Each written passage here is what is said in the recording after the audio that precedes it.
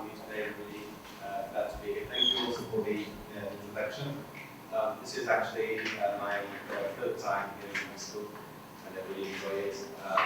As mentioned before, I'm involved in a project aiming on a lot of parts of monitoring using wireless sensor networks, which is a project funded by the government and in collaboration with Abdou University and Canal University. Ian actually will talk about that in detail after that.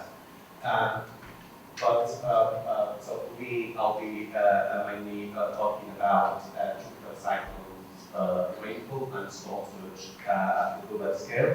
It's a work that I have been doing, part of it was during my postdoc at the University of Iowa, but also another part which is within the carbon project in trying to examine and characterize the extremes in rainfall and the extreme flow in Colima city, basically.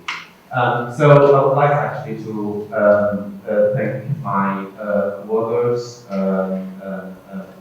in this work, specifically Gabriele Venerini from the University of Iowa, Gabriele Venerini from the University, Ian Patterson of University, and also our colleagues from Colima University.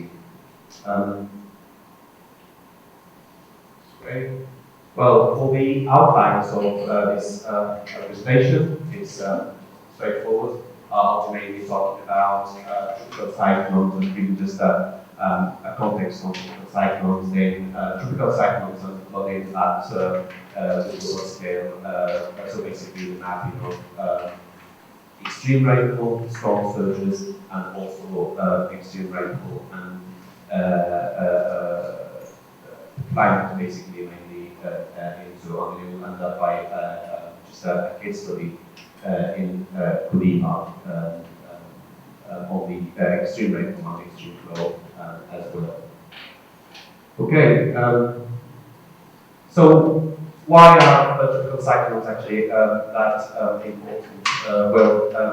Tropical cyclones actually are one of the main, like one of the dangerous actually weather hazards, related hazard to human lives. Just to give a couple of examples, for example, the tropical cyclone Paula that made landfall in Bangladesh in 1970 killed approximately 300,000 as a low estimate, and as a high estimate of 500,000 actually. Another example of the same basin of the tropical cyclone Nargis in Myanmar that killed 140,000. More recently, the tropical cyclone Maria in 2017 that actually made landfall in many countries, like mainly islands like Dominica, Agua, Dominican Republic, and Puerto Rico, and actually killed an estimated 4,000. In Mexico, the example of the tropical cyclone Odin that made landfall in the area of Guerrero and Oaxaca, and killed an estimate of estimated 500 fatalities. So just to give, but these are actually some of the weather phenomena that really have some interesting results, as now we're heading towards more population in the coastal area. So these kind of weather systems present really big problems. These are just some pictures shared by our colleagues from the University of Colima that just show the extent of urban flooding in the area of Colima city caused by the hurricane 2011. So you can see actually the extent of flooding. This even caused problems in terms of economic loss for the tourism and infrastructure. Economically speaking, tropical cyclones are actually one of the leading weather hazard that cause high loss at a global scale. This barcode here shows just the loss in US dollar over time. So you can see in the dark purple that actually tropical cyclones are one of the leading causes in terms of economic losses. Of course, it varies from year to year depending on the number of tropical cyclones that may occur in different parts of the world. So, what are these systems and how different they are, basically, with, for example, the latitude storms. So, the tropical cyclones are a low system, pressure systems, basically, of a synoptic scale. So, they're not really attached to a they're not close attached to the latitude storms, for example.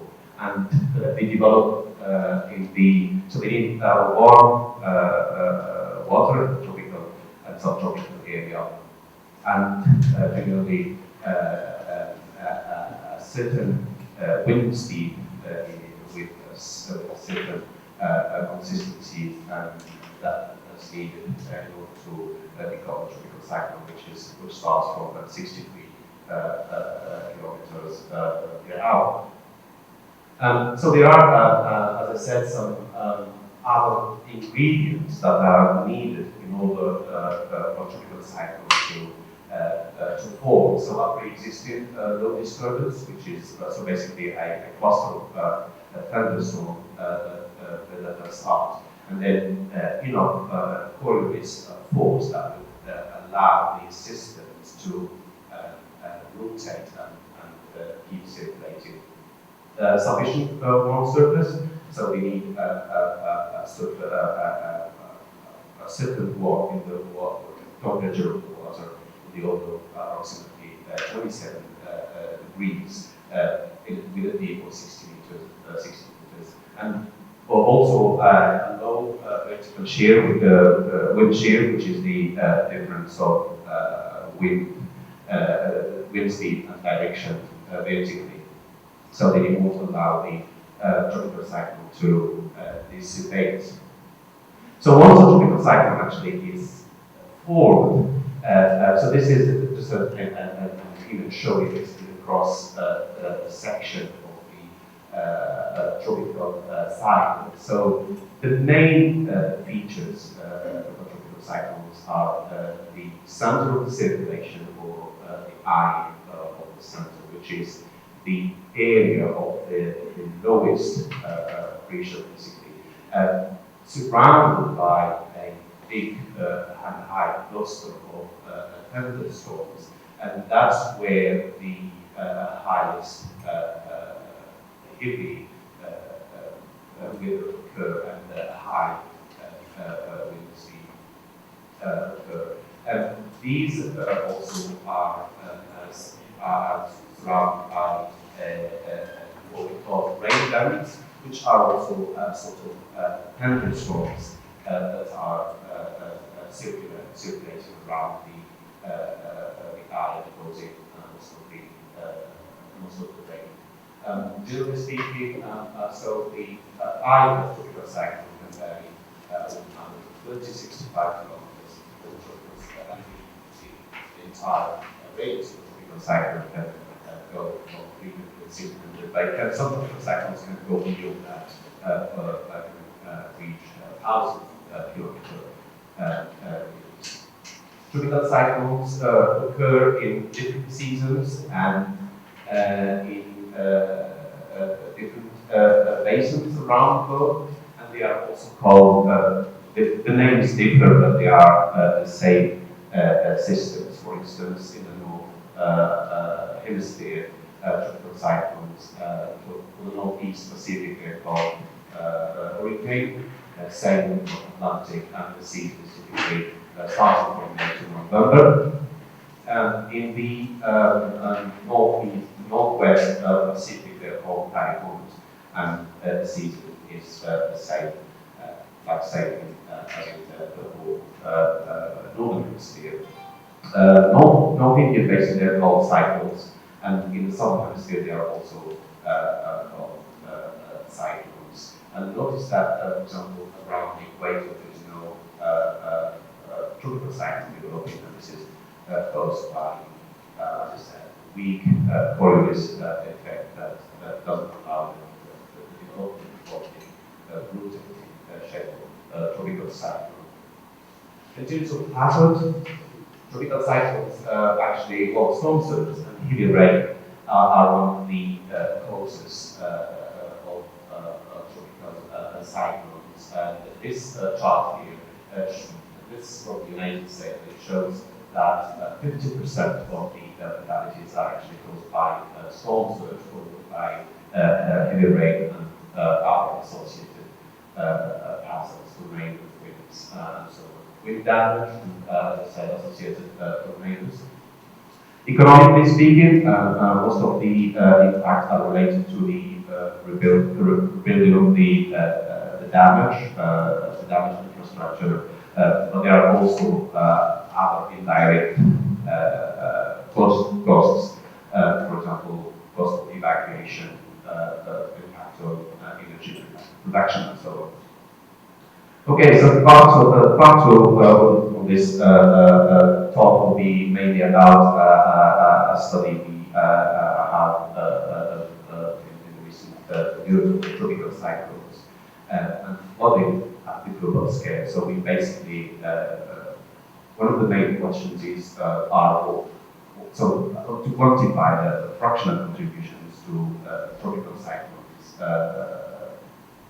rainfall and storm surge globally, and if there is a relationship also between climate variability and these extremes in rainfall and storm surge, and also how different the results are. For example, if we remove the tidal oscillations and so on. So for the data we use here, so we use the global data from the Global Historical Climate Network, data ranging from 1846 to 2014, and results by analyzing 99,111 rain gauges. After the analysis, we detected 327 sites. With each site having at least 25 years of data, and each year, the completeness of each year is 90% of daily data. This shows actually the number of stations for different periods of data obtained. So you can see that most of the data have, this is 35 years worth of data.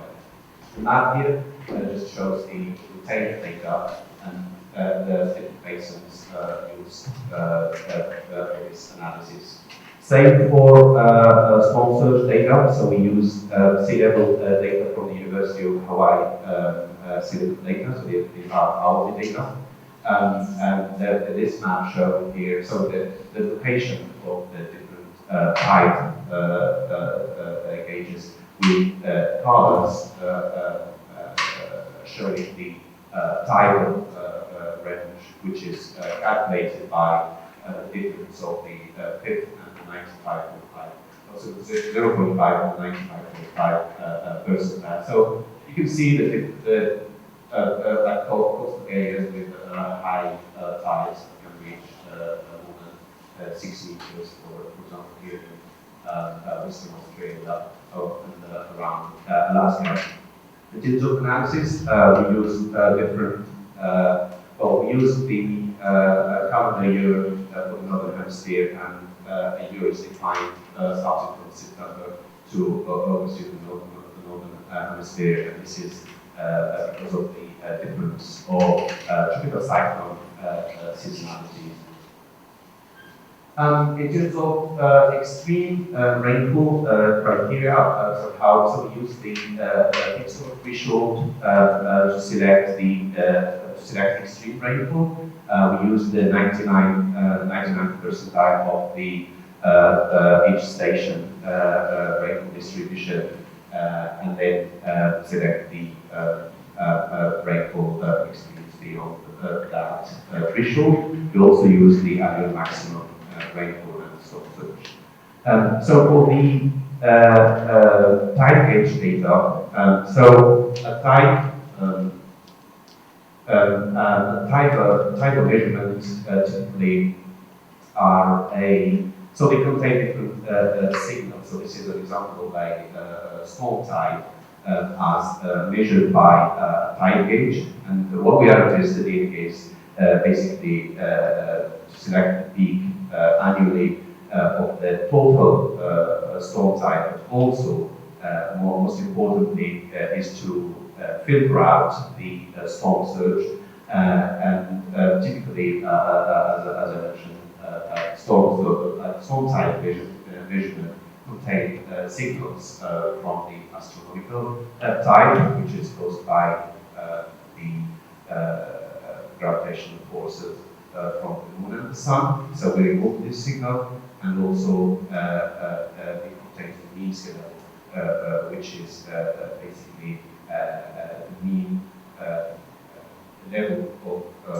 sea compared to benchmark, which is just cancelled out basically by we took the annual median, for example, to filter the effect of astronomical tide and also storm surge. And then the leftover signal, which is storm surge, or it's called also geological residual, basically, which is caused by a geological condition, and this is what we're interested in here. So we actually applied harmonic analysis, as I said, to remove the astronomical tide, and then we select the highest peak for each year, and then examine whether this peak is associated or not with tropical cyclone. So how did we define tropical cyclone-induced rainfall and storm surge? Well, so there's it's a simple algorithm that first of all examines whether the tropical cyclone is passed within a certain distance from the gauge, and then if yes, we checked whether the time of the occurrence of the rainfall event or storm event occurred within a certain time window of plus minus 1 day for rainfall and plus minus 6 hours for a storm surge. We also conducted sensitivity analysis to see how the change of windows change the results.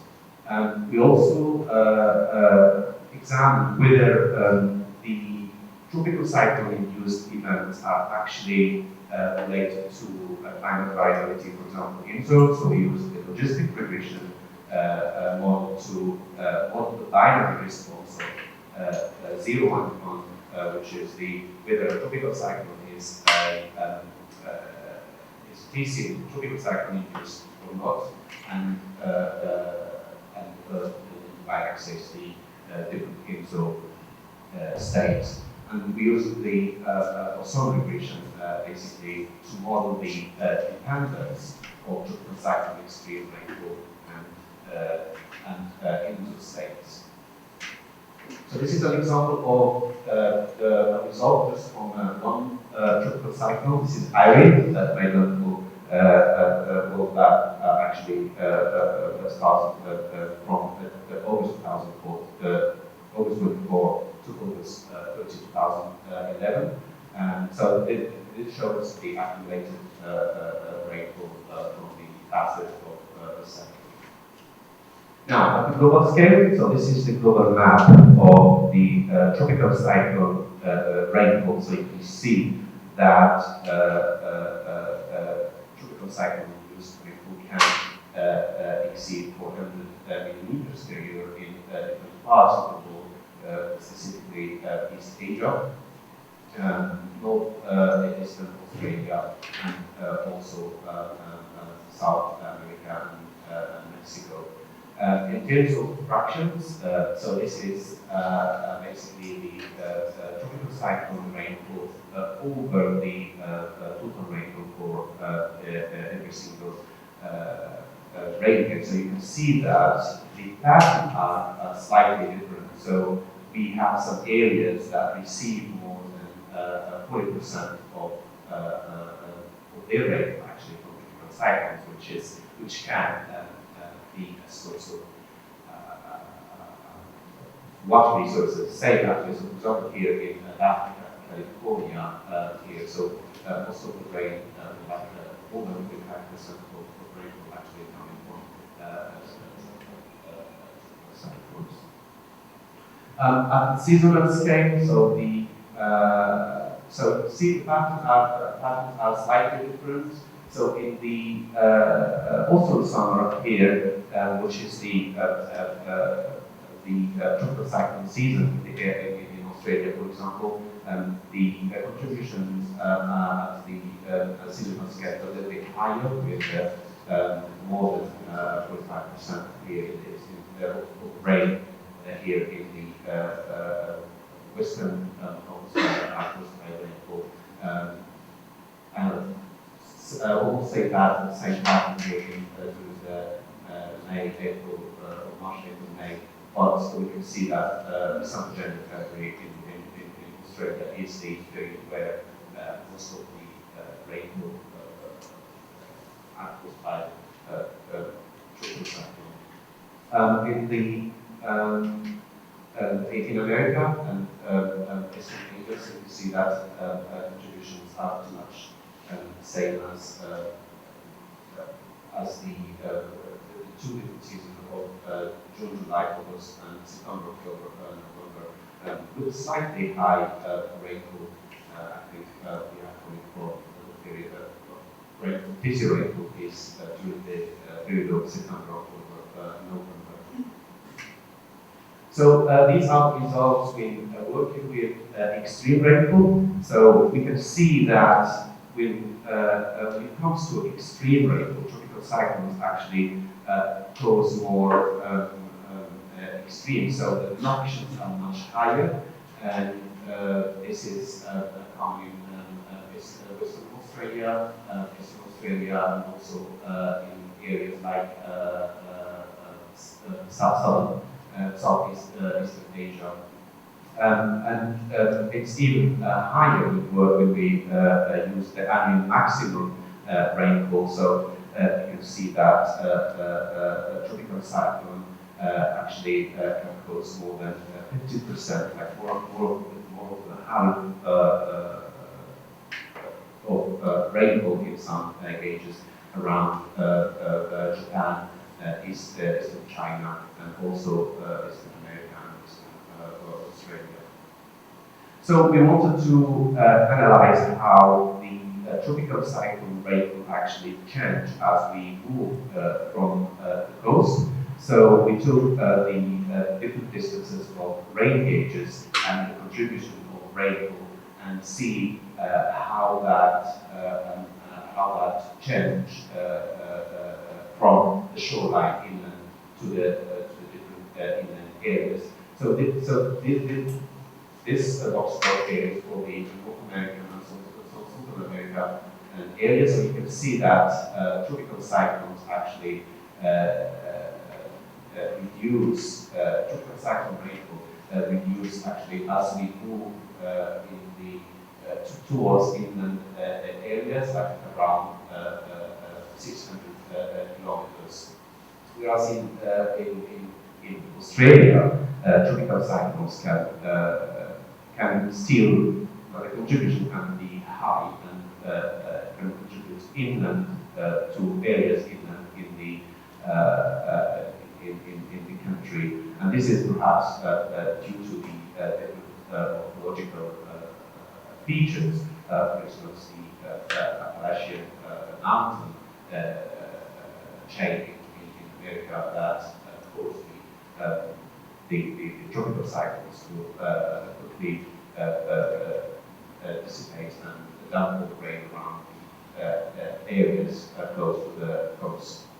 Here in Eastern Asia, again, the fractions decrease quickly and significantly as we move inland to the coast.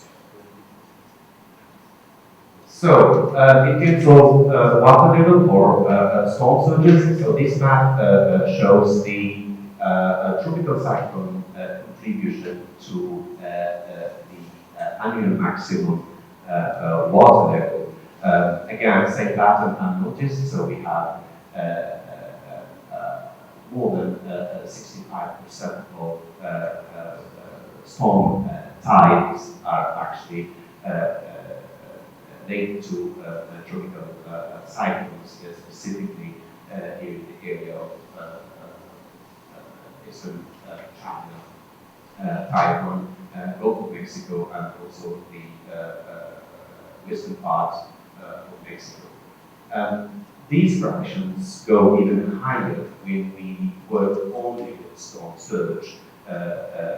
So we remove the tide basically, so you can see actually the effect of tropical cyclone on storm surge signal with fractions that can reach actually 75% of storm surge coming exclusively from tropical cyclones in eastern part of China, and also in the Gulf of Mexico and eastern Mexico.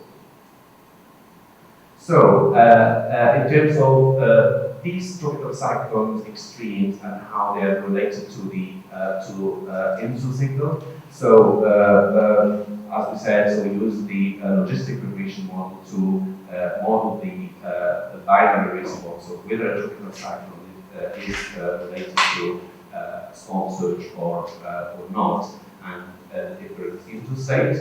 So the patterns show a predominant negative relationship here with IMTA, specifically in the eastern parts of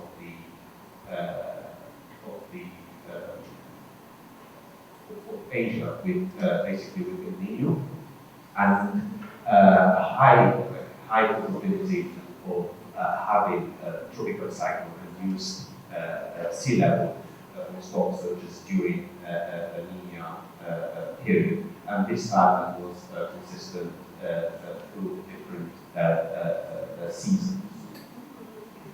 Same pattern is noticed when it comes to extreme rainfall and IMTA. So, predominantly negative relationship with IMTA in the United States and Australia here, the different points in view. So some of the points, of course, are not statistically significant, but the pattern indicate a more negative relationship with the Nina in these parts, and leaning with the parts of Eastern Asia. So the part 3 actually will be talking mainly about tropical cyclones, extremes in rainfall and stream flow in polluted areas. So this is the part of study we have done to characterize the extremes in rainfall flow in the area of Colima city. So we use tropical cyclones recalls that pass within 300 kilometers from the Mexican coast. The reason is because tropical cyclones that pass within a certain distance from the coast can still cause rainfall even if they don't make landfall. So in terms of some statistics, so there are 174 tribes generated in North Atlantic, generated from in the North Atlantic basin actually, which is approximately equivalent to 3 tropical cyclones per year coming from the North Atlantic. A much higher number is tropical cyclones coming from the Eastern Pacific, so a total of 360 tribes, which is approximately 6 tropical cyclones a year. So we pictured the law is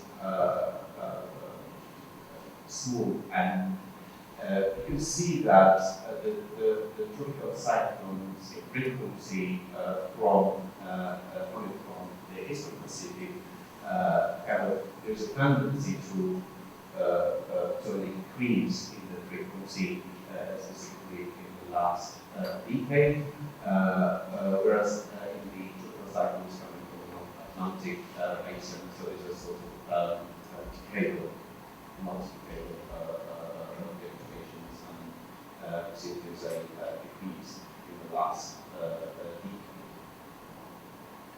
Now, so we took now the, so this map actually shows the tropical cyclones that made landfall in Mexico or approached the coast of Mexico, like a big storm approached like less than 50 kilometers from the coast, and it's also not. So you can see that most of the tropical cyclones that reach Mexico are with the categories of tropical depression, tropical storms, and with higher numbers of tropical cyclones with category 1 and 2 from making landfall in the Pacific area of Mexico. We also can see the different clusters of where tropical cyclones actually strike, so you can see the Manzanillo area, south of Baja California, the area of so in total, 45% of the Eastern Pacific tribes actually, and 63% of the North Atlantic tropical cyclones made landfall. So you can see that more tropical cyclones that are generated in the North Atlantic area actually end up making landfall in Mexico. We also did some analysis in terms of whether there are trends in terms of the intensity. So we calculated the tropical cyclone average maximum wind speed for every single tribe, and then just did a linear regression. So you can see that there's a positive or significant trend in the strength of the North Atlantic tropical storms, and a negative trend in also in terms of the intensity for the tropical storms generated in the Eastern Pacific. Both trends actually are significant, as to 5% significant. In terms of DC life, or tropical cyclone lifetime, so which is the time basically a DC drive takes from the generation to the dissipation. So there are small increases in the DC duration from both in tropical cyclones generated from both basins, but the trends are not statistically significant. In terms of tropical cyclone average translation speed, so we can notice that there is actually a sort of slowdown of the tropical cyclones coming from the Eastern Pacific area. and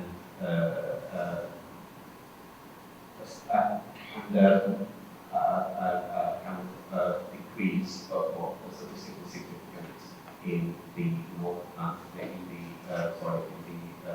the Eastern Pacific, so slowdown in the Eastern Pacific, basically, which can affect basically the rainfall that can be caused by these systems.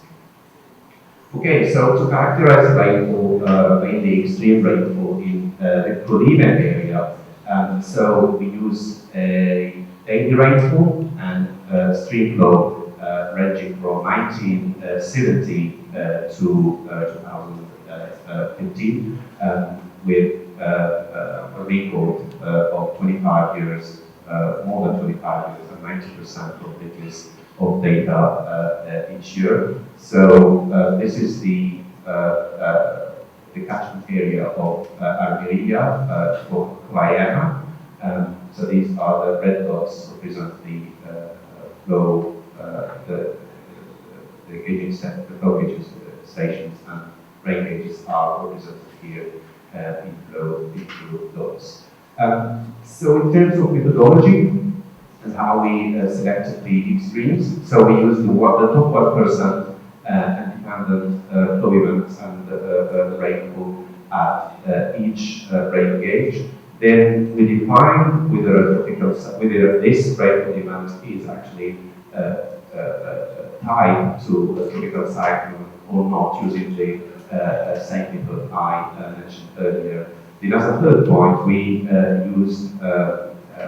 basically check whether the flow occurred within a certain time window after the tropical cyclone rainfall is recorded in the upstream area of every single flow gauging area. In order to estimate the time window between the flow peak and the tropical cyclone rainfall, we use the cross correlation between stream flow and tropical cyclone rainfall to estimate the time window. And we found 1 to 5 days as an adequate time window, but we use different time window as a sensitivity analysis to estimate, to see how results can change with different times. So this is flow maps actually that represent the tropical cyclones rainfall in the Colime area. As we would expect, most rainfall actually is found in the coastal area of Colime, mainly around Manzanillo, with values exceeding 200 millimeters approximately. That represent 25 to 30%, or from 20 to 30% of total rainfall actually are caused by tropical cyclone systems. In terms of extreme rainfall, so as I said, we selected the top 1% rainfall and examined whether these events are tied to tropical cyclones. So we found that 30 to 30%, 35% of tropical cyclone extreme rainfall are recorded within the strip of 0 to 60 kilometers, which include the area of Colima city. When we work with the annual maximum rainfall, these values are actually increased with more than 40% of annual rainfall maximum are associated with tropical cyclones, mainly around the Manzanillo area and Colima city. Analysis at the monthly time scale indicates that September, October actually is the period where most of the top 1% rainfall are recorded. Rainfall coming from TC, of course. Yeah, so this is actually hard. The reason why there's a lot of rain here because most of the new extremes recorded in the period of May are actually exclusively caused by tropical cyclone storms.